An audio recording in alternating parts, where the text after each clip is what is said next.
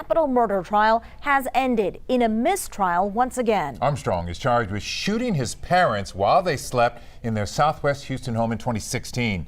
Adam Bennett live outside the courtroom with the very latest now. Adam?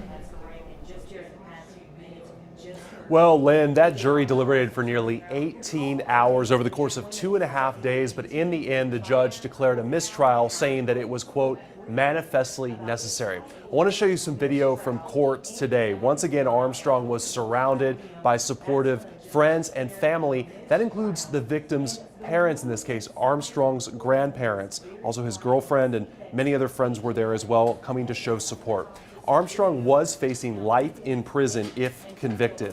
And just 2 hours before declaring this second mistrial, Judge Kelly Johnson had called the jury back into the courtroom to read what's called the Allen charge. That is a set of instructions urging a deadlocked jury to reach a unanimous verdict. Judge Johnson explained that if that didn't happen, a mistrial would be declared. She said another jury would be impaneled in the same way and face the same issues, and she told the jurors, quote, "Don't do violence to your conscience, but continue deliberating." But in the end, of course, that mistrial was declared, and minutes ago, we spoke with Armstrong's lawyers. Here's a little bit of what they had to say.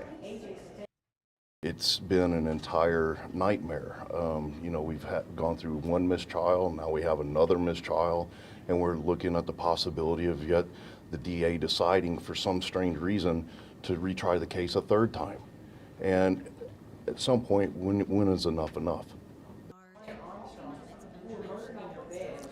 And those lawyers told us that the breakdown for the jury was 8-4 in favor of not guilty. That's a flip from the last time when it was 8-4 guilty in the last trial. But the prosecutors, though, they declined to comment directly after the hearing today. Also, Armstrong and his family, they declined to comment as well. But we'll have much more from his legal team coming up at 5. Reka? All right, thank you, Adam. And Harris County DA Kim Ogg released this statement here saying, quote, "We have followed the evidence and stood up for Antonio Armstrong Sr. and Dawn Armstrong, who were murdered in their bed. We appreciate the time, effort, and diligence of jurors as they were presented all the evidence in this brutal attack." Again, no word yet on if they will retry Armstrong.